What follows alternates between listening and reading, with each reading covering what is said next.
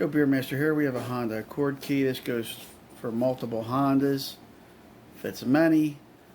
This is a newer style. I'm going to show you how to change the key fob battery when the battery's dead. So the first thing we want to do is get the valet key. There's a hidden key that you can use to get in your car if you need to.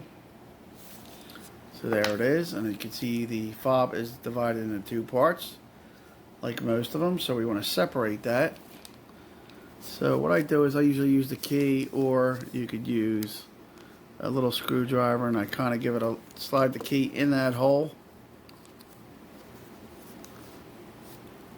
Try to get it in there, or put it between these two spots right here. Anything to pry it open and give it a twist. See that? I'm just twisting it. Very simple. And then it comes open. You want to be careful because these little items could fall out of here and you don't want that to happen. So there it is. There's the key. We want to kind of, we got a little pick tool here, but you can use a little screwdriver.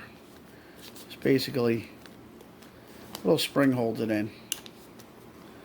Let's see, we'll try it right here. Just give it a little twist. It pops out. Notice the numbers are facing the top. So when you get the new battery, the smooth side will be on the bottom. There's a CR2. Let's see what that says there. CR.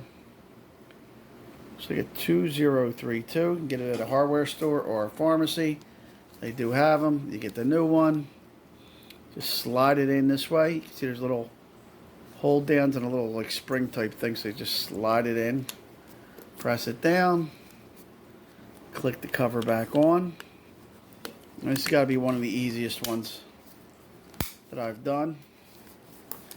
Slide the valet key back in, boom, and there it is. You'll have an operating key fob. Joe Beermaster, I hope it helped. Please subscribe and give me a thumbs up. Take care. Thanks for watching.